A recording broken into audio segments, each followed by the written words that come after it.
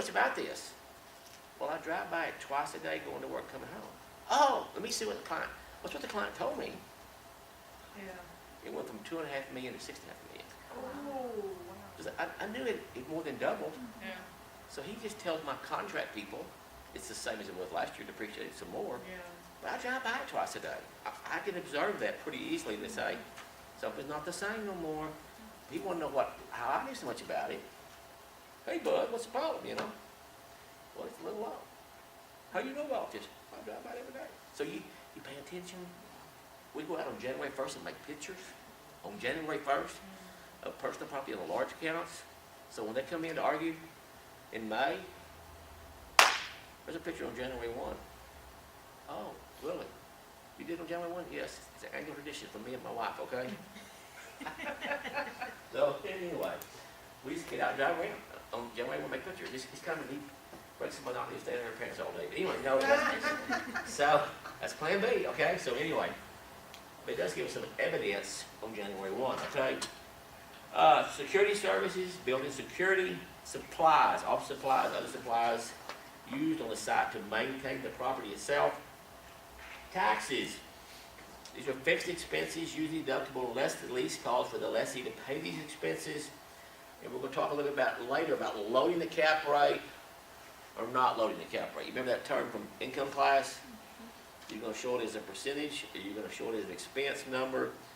Don't let the tax professional double dip that. They'll show it as expense, and then they'll load the cap rate. They're just seeing if you catch it. They're just seeing how smart you are. And we missed that one year, and it made us so mad. The next year, we were smarter, and he quit bothering us then, okay? They will test you.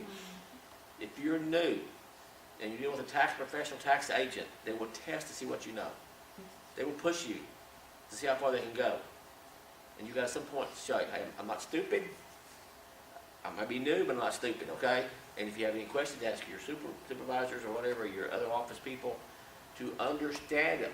Don't let somebody doze you on because you do, okay? Then something else happens, though. When somebody leaves the office during the cycle, people go, well, he told me he's going to do this. Well, we don't do that. That's what he told me before he left. What are you going to do?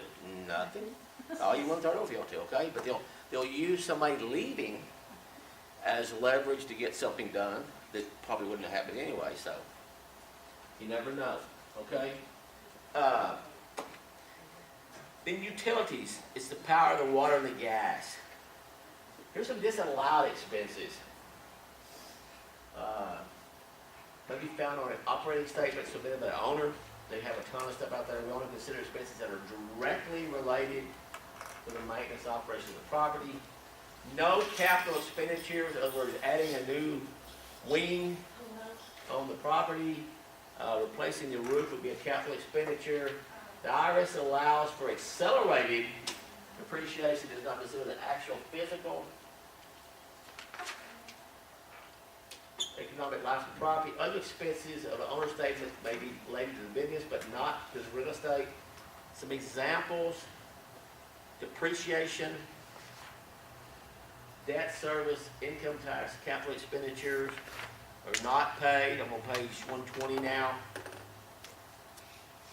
Debt service is expense to the owner, not to the property itself. Depreciation considered in the recapture component of the cap rate. It's not an expense item. I'm making myself some notes here, but see, I'm always, when I'm trying to do this with y'all, I'm trying to figure out how to make it better the next time. Does that make sense? I make notes and stuff I want to do differently. I want to add a PowerPoint, what I want to do, okay? So that it'll be on the screen rather than just on the page. I'm kind of squirrely about some of this stuff, okay? Page. I'll make notes, if I do this, maybe sometime from now. Next time I do it, I gotta do this twice more this spring. Once in Denton, once in Dallas, once in Austin. Anyway, debt service is basically on the property. Depreciation, we said, is included in the recapture component. Dues, building expense is not an expense to the property. Income tax. Properties do not pay income tax, people pay income tax. New improvements, capital expenditures can be divided into two categories. New improvements that are not necessary to maintain the property in its current condition. Repairs and replacements are in reserve for replacement. Travel, the property does not need to travel, does it? It's where it's at, That kind of made me laugh. huh? That kind of made me laugh. Vehicles, it's the property owner's choice to provide a vehicle, but the property is not necessary to maintain the property. There might be exceptions there if they had 25 rent houses in a bundle or some apartments, it might require somebody to be able to maintain some of that, but typically not. They typically contract all that stuff out. The guy in the office ain't fixing every toilet that goes bad, okay? Here's a sample problem. It's an office building. Annual rent, actual rent is $10,000 times $1 a square foot. In your market, the rates are $1.25 a square foot. So what do we know right off the bat? Use market rent. His actual rent and the market rent is actually different, aren't they? They're two different things, okay? Janitorial fixed expenses, vacancies 10%, collection loss is 5%. Secondary income is 3%, management's 5%, tenant pays utilities, and the building security, doesn't it?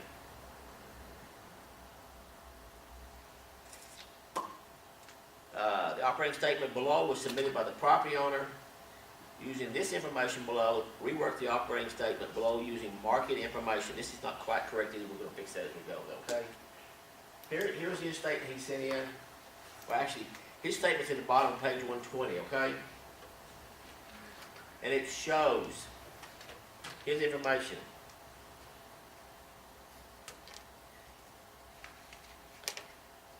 He's saying his gross income was 125,000. The management was 15,000. Property tax was 17,500. Depreciation was 27,500. Travel was 1,200. Insurance is 45. Staff salaries is 32. Customer Christmas gifts, $2,500. We had a guy one time.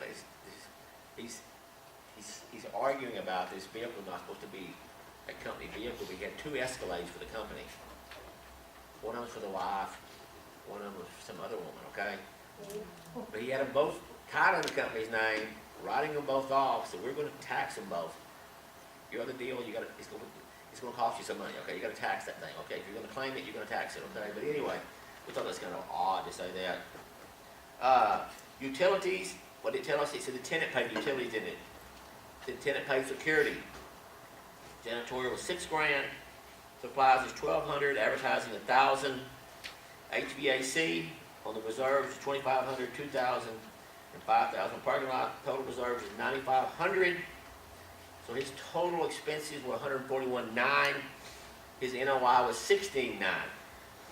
So the estimated cost of reserves was the HVAC was $12,000, by a 12. Roof was $30,000, by a 20.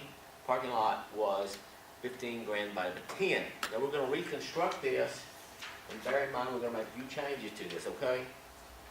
This keeps us a little. So potential gross rent, we said, at 10,000 square foot down to $1.25 would be 150 instead of 125. He undershot that a little bit, didn't he? We also said vacancy collection loss would be 15%, which would be 22.5. So we're getting down a little close. Effective gross rent was 127.5. He had 125. Secondary income we said was 3%. We added back in $4,500. So our effective gross income comes out to 132 versus 125. So we're about $7,000 more on the income side. We said management was 5% of the EGI. We took that. Property tax was 17.5. We used that information. Insurance is $4,500. We used that. Staff salaries was $32,000. We used that. Supplies was $1,200.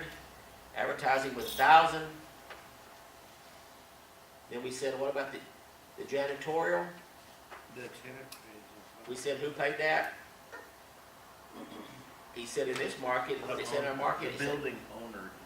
building owner pays utilities and security. So we're gonna add in janitorial. He's not showing janitorial here, is he? No. So we're adding in janitorial, he didn't even show on his side, okay? No, he's showing his side. Our example doesn't show janitorial here, okay? So we're gonna add another $6,000 in expenses that our PowerPoint doesn't show correctly, okay? So our total expenses, we did our HVAC, we did our 12-year life of $1,000, 20-year life on the roof. So we took out the total for reserves of $4,000. Now he had took out how much for reserves? He had taken out $9,500. So we're going to actually take the actual reserve amounts out in the amount of $4,000. So our total expenses then, adding back that $6,000 janitorial, are going to come in right here at $72,800. Not $66,800, $72,800. Pencil that in. So our NOI then is going to be what? $77,200, rather than the, what do you show the NOI to be? $16,900. So you should get 76. You're gonna get 72,800 right here, and we're gonna get 77,200 right there. But we're still considerably way above his negative NOI of 16,900, aren't we? Because he included things in there that didn't belong in there, and stuff that didn't belong there, and then we had more income also. So we're gonna come up with a considerable different number. Everybody get this 66,800 is gonna be 72,800 after we add the 6,000 janitorial in. But our NOI is gonna be 77,200 rather than the 83,200. Everybody get those changes made? Sometimes when they bring you information, you have to reconstruct it. And sometimes, like in this case here, we're given, this is our corrected version, we'll put that 6,000 in, we know 6,000 not in there. So we'll include expenses they didn't include if they didn't put them in there. But more than likely, we're gonna probably have different numbers than they have, where they're gonna claim things that shouldn't have claimed possibly in that. How many of y'all have seen an income statement from a taxpayer? Nobody? That's probably best. I'm just kidding. It's generally from a CPA, and we've had them bring them in, and they'll doctor them up for this property, or as part of a portfolio property. And I always have this little question about, is it an actual statement or something y'all created? I'm just a little suspect, you know what I'm saying? But I have to go back to the actual market conditions, market expenses, and see how it compares. Once you do enough of those, you'll kind of know what the market is, and you'll kind of know when you see it, how legitimate it is. And we even started bracketing or stratifying our hotel properties, because you have better properties, good properties, average properties, and we got those you wouldn't be called dead at, you know what I'm saying? Or you could be literally, okay? But anyway, no, I've stated those before at different places. As you get older, wiser, and your finances improve, you try not to go there anymore. But when you're young, you don't think about it a whole lot, but you know, there's gunshots close, you don't need to stay there probably, okay? But anyway, that's half the world nowadays, okay? Somebody got shot last night in an apartment here, I noticed this one on the news. It's everywhere, you know. We had a murder in Wise County. A guy my age, him and a lady considerably younger, bought a house together. Apparently she moved out Thanksgiving. He confronted her at the tanning your mom's place about a month ago in the parking lot. He started stabbing her with a knife, and she ran inside and died, basically. Did you hear about the chief in Breckenridge? Huh? The chief appraiser in Breckenridge? Yes, I knew her. She got murdered by her son. Son, Terry Sullivan. She was a very sweet lady. She's 58 years old. I had her in class a couple times. She was a TAC for a long time. They went through 2 or 3 bad chief appraiser experiences. They recruited her to be chief appraiser. Her and her husband come home. I just heard this story. Came home one day from going somewhere, and all the dogs are dead in the front yard. Oh. So the son comes out, and the father says, "What happened to the dogs?" And he said, "Well, I shot them." So apparently the dad tells the son to go in the house and pack his stuff and get out, move out. So the son goes in the house, the mother goes in after him, took a baseball bat and beat them both to death. 28-year-old son. So that happened before he had killed the dogs, and then he killed his parents? Yeah. Is that? So it happened right before? He killed the dogs. He shot the dogs. No. He took a baseball bat and beat the parents to death. Well, I heard that part of I heard that from somebody I think heard it pretty straight. And I thought, oh my gosh, it. And it was their child. Their They had son. other kids. this is her baby, I think. Had 3 children. This is the baby, I think. But there was, she played piano at the Baptist Church. He worked for he retired from the county. She did TAC for so many years. There's pillars of the community, and your child twists off and beats you with a baseball bat. So I don't know. It'd be hard to. I had her in class once. She was very sweet, very soft-spoken. I'm gonna be honest, she took a level 3, and she got moved over to the CAD. She didn't want to go to CAD. She took her level 3, and she didn't pass. And so she's in a review class in Dallas with Guy Grisham. She calls me on the phone and says, hey, somebody in class said you had something to help me practice online. I've got to get this passed. They've already hired me. I'm already there. I've already failed it once. I need to pass it. So I sent it to her on Tuesday, and she finished the class and passed it that Saturday. Everything's cool. But just a really sweet person. But gosh, just, you never know though, do you? See, right now, this 4-year-old Yorkie, if one of my kids hurts a Yorkie, my wife and I'll be happy, okay? They threaten the Yorkie all the time, but they wouldn't dare hurt the Yorkie, I don't think. We joke about changing the wheel from divided by 3 divided by 4, but anyway. I think they understand not to push it too far, okay? Let's talk about understanding cap rate development, or understanding cap rates. The term capitalize means to convert to value. You're probably gonna see that question somewhere, where you will bet. What does capitalize mean? It means convert to value. Take an income, we're changing it into value. That income produces so much income, how much value would that be?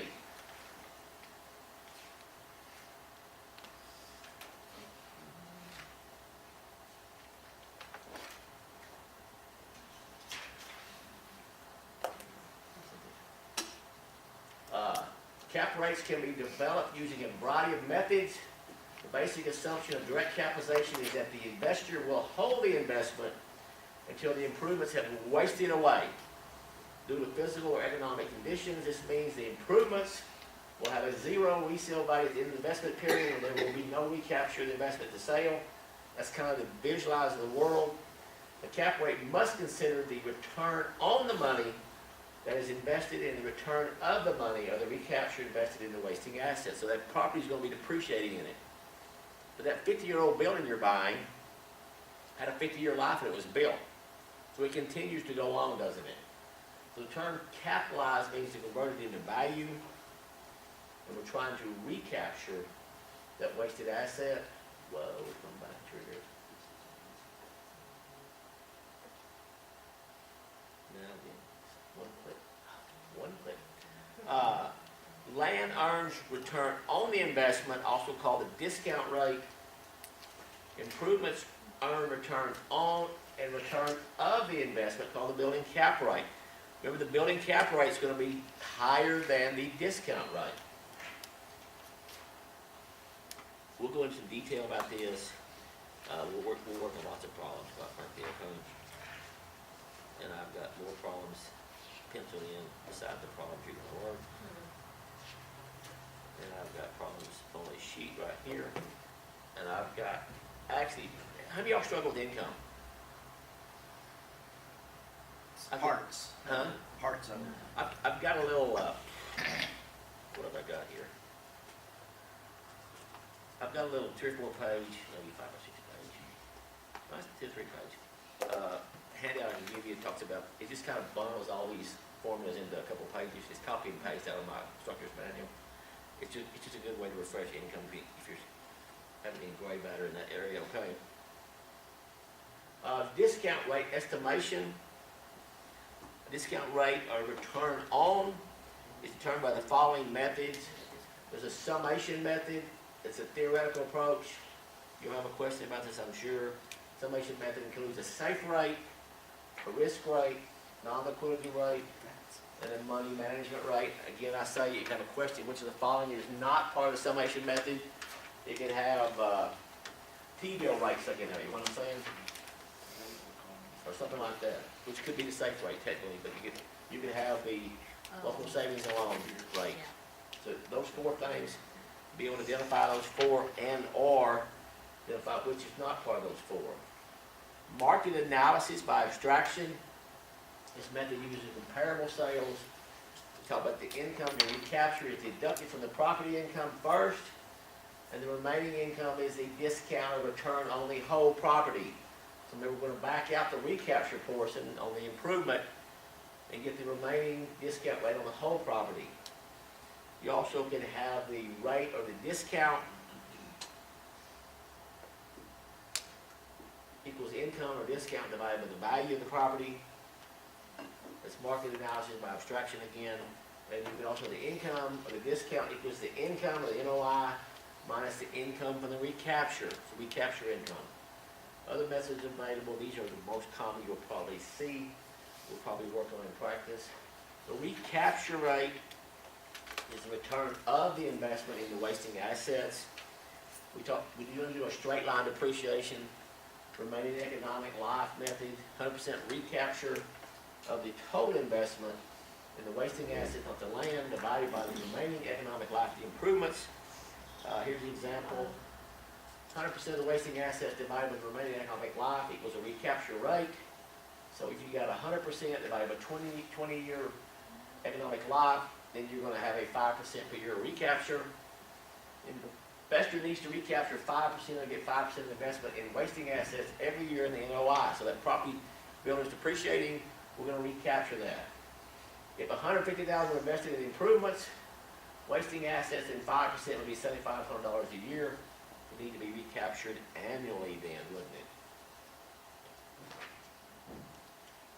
Market analysis by abstraction. This method uses comparable sales of the rate of recapture equals the income from the recapture divided by the value building, or the income of the recapture equals the income of the NOI minus the income on the return. You ready for a break? Take a 10-minute break, come back and we will jump into the rest of this. Start working some practice problems here in a bit, okay?